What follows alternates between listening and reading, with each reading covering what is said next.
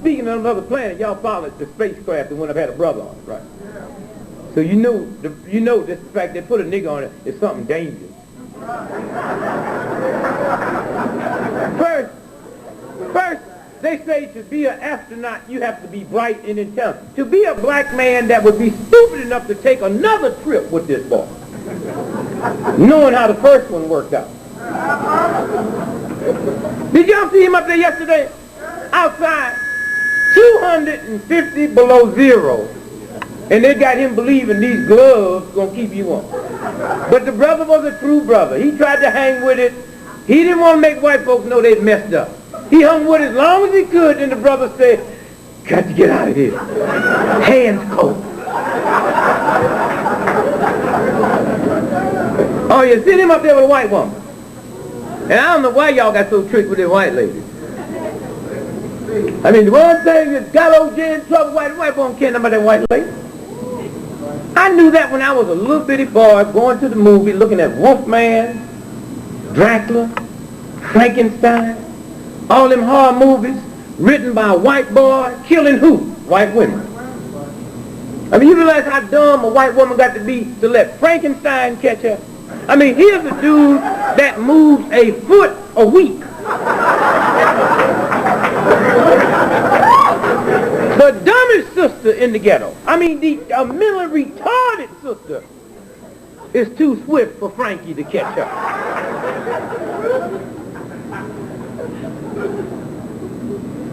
I mean, here, Dracula, a blood-sucking criminal, but because he's white, they make him Count Dracula. He a count.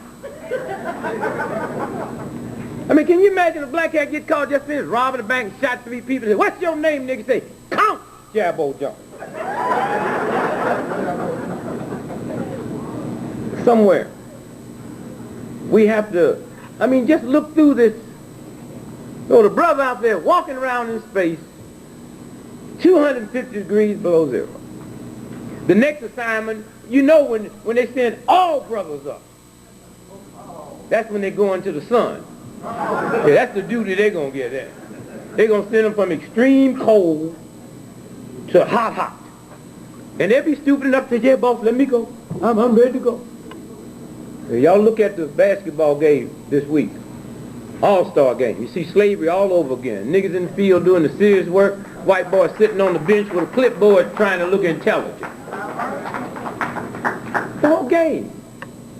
And our health is just going, Dale Strawberry, he got busted 3. It was a bad week for black men last week. My God, Dale Strawberry got busted. Yeah. It pick a new guy, Foster, to be the Surgeon General.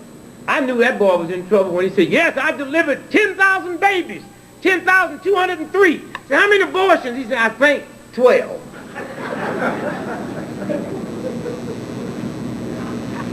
So it was a bad week.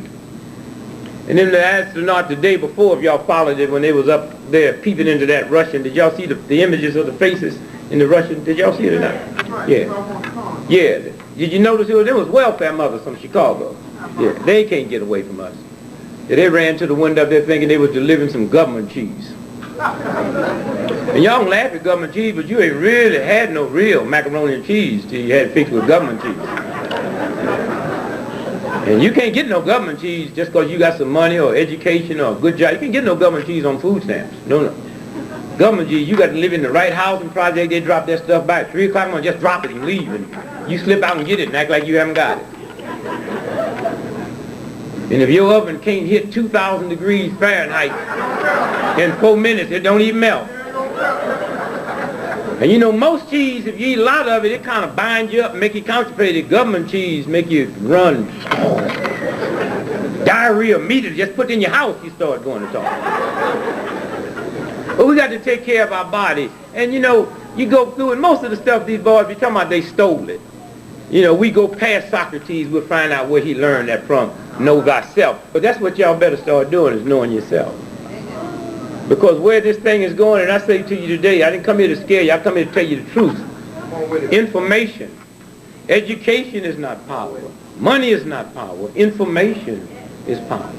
And if you got bad information, you got bad power. If you got good information, you got good power. And if you understand this body, you get through what's fixing to happen. So I got to ask, who are you praying to? My Christian brothers and sisters, who you praying to? Sugar diabetes, high blood pressure, you dying from stuff ain't even been listed. God is real. And God hears prayers. So anytime you carry something longer than 3 days, don't mean God ain't real. It means something wrong with your prayers. Somewhere. I mean, when you stop and think, in America today, black children, predominantly males, we have more deaths in America in 1 year from asthma than we have all over the world put together. Why? I mean, what's happened to you, black mother? That child is there, you looking at it? I mean, you don't detect something is wrong? Asthma, you realize 98% of everything you die from starts from lack of drinking water. Lack of drinking water. Trace it all the way back to water. The body is 97% liquid against 3% solid. And so your intake, out of the 97% liquid against 3% solid, 97% liquid, 85% of that is water. And there is no substitute for this beautiful body you have. There's no substitute. I mean, do you realize that you sit there now, the day you was born, just a little bitty tot, you was born with 62,000 miles of blood vessels. Now, what does that mean? I mean, right there. I mean, out of all the times you tripped, you never tripped over a blood vessel. 62,000 miles of blood vessels you carry around that don't get in your way. I mean, think about that. I mean, think about for just a split second who you are. If you could take your blood vessels out and lay them end to end, it'd reach around this planet Earth twice with 12,000 miles left over. And your blood make a complete cycle every 30 seconds, which means as you sit there now, your blood traveling 125,000 miles a minute, 7,500,000 miles an hour, or 180 million miles a day. And they got you believing a jet plane is fast. I mean, know who you are. And you young folks with these children, start raising these children, not with this slave mentality. Children should be seen and not heard. That comes from slavery. All my black sisters was having babies. The white boy didn't know where all the babies was, and we taught the babies to be quiet. We're still doing that. Me and this sister was lovers. The people in the family knew, the white boy didn't know, because we'd argue all the time, because I know if he got mad at me, he'd do something to her. And we brothers are still carrying that over now. You see it on TV, all the TV shows, this conflict. How you going to have a comedy that's a conflict? Conflict, 24 hours a day. And understand TV. I mean, Bill Cosby, one of the finest shows out. Here's a black doctor that never went into the office. Black doctor that never doctored. And then after they get us in the mind of what a black doctor is, just somebody that ain't a doctor, then they run Dookie Howser in on a 15-year-old white boy who's a doctor that's in the operating room every week running some social game down. What the game is. Watch TV.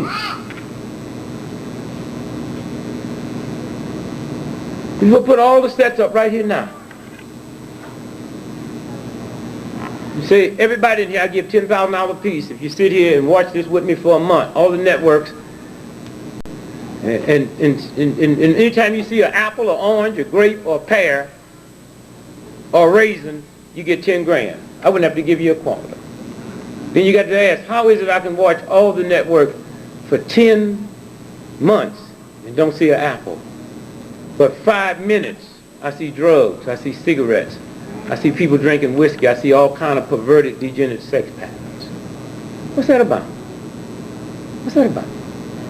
And so, you know, I have a vested interest in this. I've been married 36 years, I got 10 children.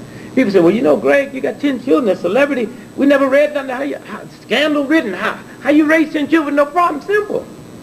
I didn't put the burden on them. These are my groceries. All right. Y'all want to eat them? Behave. Yeah. It's my house. My wife said, I don't believe you said that.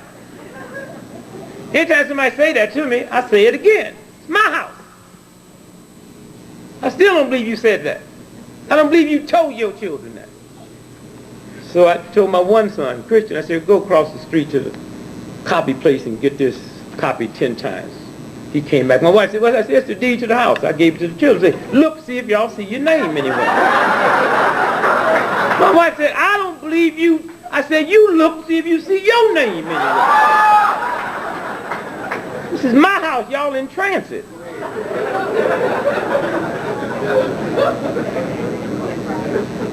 And things have changed. All you old folks running around talking about you young folks about, yeah, if I had some children today, they ain't going to do that. Don't you believe that? If I'd had a child abuse hotline back in the 30s, I'd have called it on my mother. Just because there wasn't no heat in the house. I'd have turned my mother in just because she was stupid enough to be ashamed of welfare. I couldn't believe it. Go to the mailbox with my mother one day. She got this strange look on her face. I said, what's wrong, Mama? She said, wish we could stop getting this check. I said, what check? Let me see it. You upset over this? This ain't for you. It says aid to dependent children. This is our money. You just the administrator of that check. You mess around here and got an executive position. And they got you black folks all over America, shame of free money. Such fools. You meet any welfare brothers and sisters that's ashamed of free money, tell them I said move to Canada and tell them to mail you your check and call it foreign aid. Do you know, as we sit here right now, the Marshall Plan, you younger folks, the Marshall Plan is after Europe was devastated and all wiped out. We put a Marshall Plan together not just to rebuild our friends, but our enemies. And right now, as we sit here now, if you was one of them Nazis in East Germany tonight, you can go qualify for money under the Marshall Plan to open up a business. 1995, your tax money. What's this game about? But if your body and your mind is polluted, you don't pay for it. Y'all eat all that old bad stuff, then brag about it. Yeah, everybody in my family got sugar diabetes. Because everybody in your family eating the same diet. Change the diet, sugar diabetes will leave. Not next week. Immediately. Y'all read your Bible, especially you Christians, about fasting and praying. Ain't nothing in the Bible about cocaine. You're more comfortable with cocaine than fasting. I mean, something's wrong. A society we manipulated in, a society we live in today that's more afraid of mathematics than crack. You know how many black folks you couldn't get and white folks you couldn't get to say, let's take a trigonometry course. Not me. How about a little crack? Here, where is it? Somewhere. And we go back to the diet, we go back to what we put in the body, we go back to what did God give us. I got a heart in here that between now and this time tomorrow in 24 hours, it will have beat 150,000 times. There's no pump on this planet that can beat 150,000 times day in, day out. And check this out. You didn't know spare parts come with this one. Came in here working right. And if it wasn't working right, there's a universal God that's the good guy. When I talk about God, I'm not talking about isms and others, and I'm not talking about no God that needs your validation. Anytime you see somebody on the corner arguing about God, they don't know God.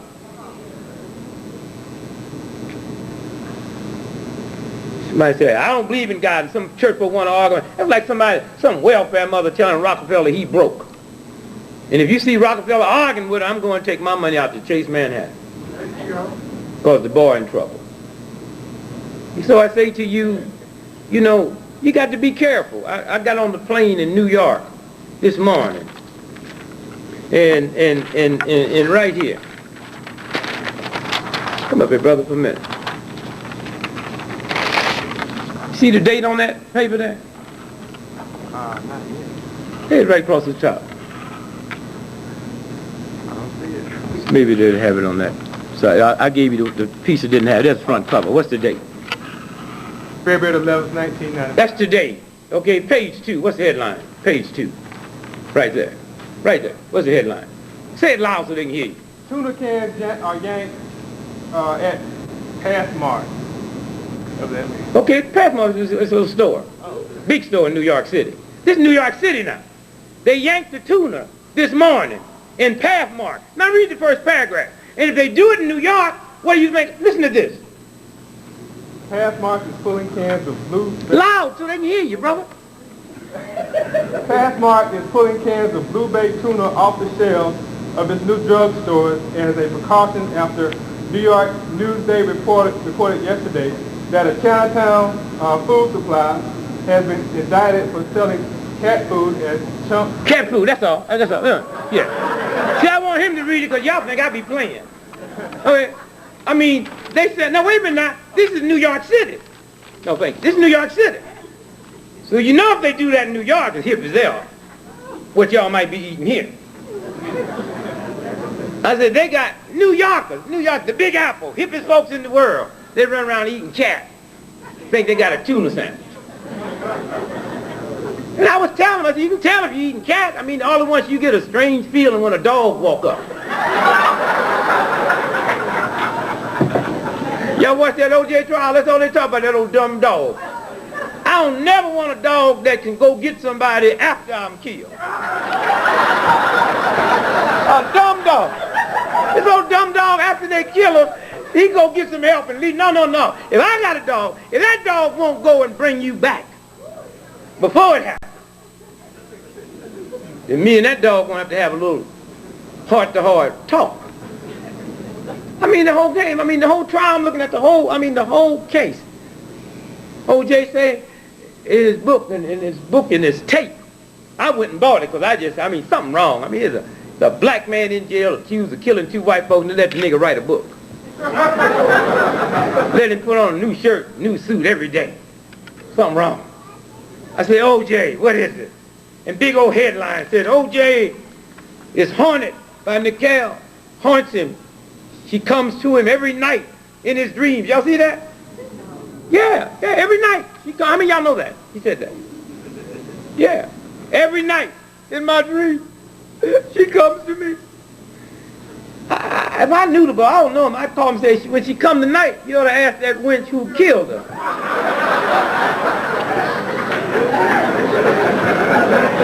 And then try to get some lottery numbers so you can pay them lawyers.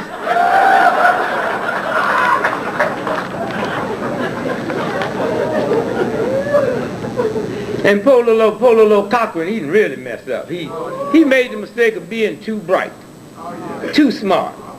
They say, pull yourself up by your bootstraps, and y'all believe that. This boy was so brilliant. Oh, he was so brilliant. That boy was on his way to the Supreme Court. I mean, he messed up that white boy so bad, the white boy went home and had a heart attack. Yes. But that's, I mean, we've been doing this for years. But you got to see it. See, you don't have to take white folks' word for nothing. You looked at that. Nobody told you. All at once, we take white folks' word for how many black folks in America. Who counted us? I'm 63 years old. I ain't never been counted by the census. That means they missed me, my 10 children, and my wife. As visible as I am, I know they ain't got you. It ain't funny, every time they come up with a census, it just happens to be, we always happen to be 10% of them. And if you challenge them, oh, white folks get very arrogant. Bring you on television just to humiliate you. Mr. Gregory? Oh, I know it's coming now. I love the way white folks say Jesus H. Christ like they know him. You know, like I'm so familiar with him, I know his middle name. But I can't find no white person or black to tell me what the H stand for. So I'm sitting on TV and the guy said, but you know, Mr. Gregory, I was reading this article where you said that the census is, they didn't count you. I mean, what do you mean by that? Then white boy get all dumb on you. He already got his stuff where he coming. I said, well, what I mean by that is, for years, black folks wasn't even permitted to be on the census to count. So you got a bunch of white folks scared to come in a black neighborhood, so I get counted. They way up on the hill somewhere guessing. Robert, how many you think's in that old house over there? Say, put 3, it was 42 in the toilet. Well, Mr. Gregory, since you don't take the United States government's word for it, how many black folks do you think? And then y'all kind of mess up because then y'all trying to get white boys slick. Just go and put that black intelligence on. Say, I don't have to guess. I know how many brothers and sisters it is in America. He said, well, share it with us since we don't know. I said, it's goo gobs of niggas.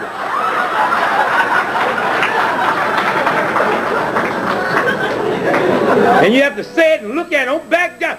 Goo gobs.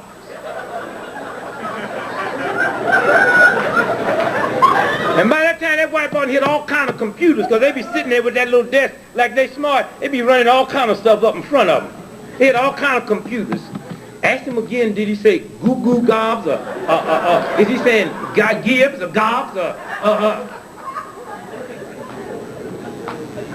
He said again, Mr. Gregory, you said this how many? I say goo gobs. And then that white boy don't know what to do, so they send him a little telex right there, say, go for it.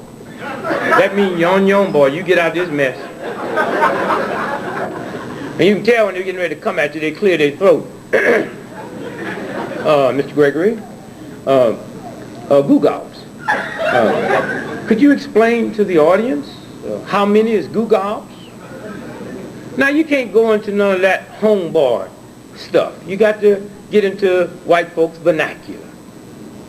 And immediately, you know, they like out by the ocean. And I said, well, guy,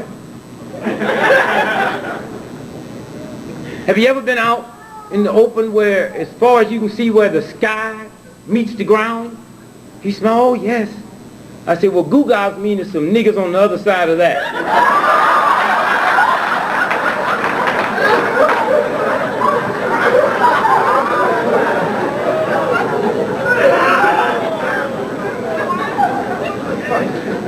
And somewhere when you understand the game they play, somewhere. I mean, if you just look at the O.J. trial, every network gonna run it. Every network. They said, all you folks that look at the soap operas tough. We're gonna run them at 3 o'clock in the morning. And then Cochran got up there and got so brilliant that day, they shut it down. You won't see this nigga no more. Soap operas was right back. That's this system that we permit.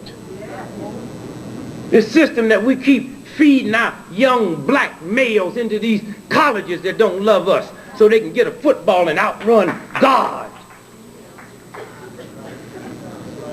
Turn on TV and Notre Dame, what they call it, the fighting Irish, half the team's black. But we as black folks wouldn't permit Morehouse to be called the Morehouse Fighting Negroes. Well, what about the white on the team? Let him go to Notre Dame. It's that whole game. And somewhere when you understand, it's just simple deduction. Feel good about yourself. And once I feel good about me, I have to feel good about you. And when I feel good, then I do not let bad things even get around me. And I don't get out and cuss them. I just politely leave. The one great thing that we have to say out of all the things that said about Elijah Muhammad, the one great trait he had, he didn't argue with black preachers or badmouth them. He went on and did his thing, and look at the results. So anytime I see y'all sitting around arguing over this and arguing over that and arguing over that, and it's the young folks, I don't know what's wrong with these young'uns. Well, like I tell you, if I would have had a hotline, I'd have turned my mama in back in the 30s. Matter of fact, it works 2 ways. Your children turn you in, you can turn them in. Yeah. I remember one day, they was in the backyard, you know, playing monster. Your children be playing. I just happened to be looking out the window. They said, let's kill Dad. So I called homicide. I reported them. Yeah, damn right. Gave my address, said, you send somebody out. This is Dick Gregory, some folks in the backyard plotting to kill me. So they came by, my wife answered the door, said, is someone here been threatened to be murdered? My wife said, no. I said, yeah, I called them. Well, we live on a big old 400-acre farm. She said, well, anybody here but the kids? I said, that's who I called them on. She said, well, why'd you do that? They were just playing. I noticed they never called your name when they're talking about killing.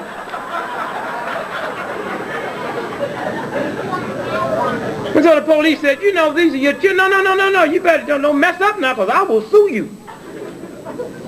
You better ask these children some serious questions. And I want to sit in, and I'd be satisfied they was just playing. It's my turn now. And so the cop had to go through with it, because he know I'll sue. Then after he got through, he said, well, Mr. Gregory, are you satisfied? I said, yeah, but that second one, I think you ought to take that one on downtown. You know, we're the only people, Americans, that is sick enough to lay all the problems that's confronting this country on our young people. We lay drug addiction on them. Well, what happens? You got a television in your house. You got a child that's 2 years old watching television with you. Not with strangers, not with the Ku Klux Klan, not with the White Citizen Council, not with a bunch of Nazis, with you. And all at once a commercial comes on. Coke is it. Coke is it. And don't you think Coca-Cola don't know what they're doing? And that 2-year-old child heard his first Coke commercial at home with you. And you didn't interrupt it and didn't stop it. And now you add 20 years onto that 2-year-old child, and now it's 22, and they're at a party dancing, and someone say, want some Coke? And it goes back to Coke is it. Yeah, sure, why not? I got exposed to the word in my house. And you black folk got to stop being afraid. And that's the one good thing about when you have gatherings like this. And that's why y'all have to do more than just come here. You got to meet who's sitting next to you and laugh and enjoy yourself. And that's the difference between meeting somebody and hitting on them. See, when you gather to get information, hitting should be off limits. That's just a respect that we have to sit up among one another. I cannot be checking your thighs out and your chest out, and you can't be checking out my cooling. This is for information. And information that we can take back and give to our loved ones. Information. It's very important when we share this information. It's no secret. We shouldn't even have to share it. I mean, here we sitting here.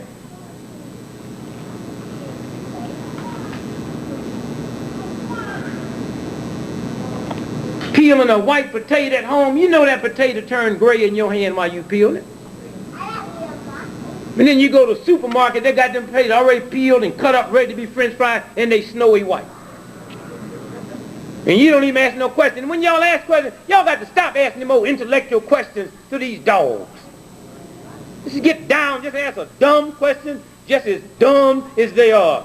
Now you know white folks, when I peel these potatoes, they turn brown while I'm peeling. How you peel them and they stay snowy white? And that white boy, hurry up and tell you, it's because we bleach them in formaldehyde. Same thing they embalm dead folks with. You got to be in love with yourself. It's very important. And you just can't do it overnight. You got to stand in the mirror. You got to spend some time standing in the mirror, telling yourself, I love me, I love me, I love me, I love me, I love me. I love me, I love me, I love me, I love me, I love me. And you got to keep saying it, it'll kick in. It'll kick in. I love me, I love me, I love me, I love me.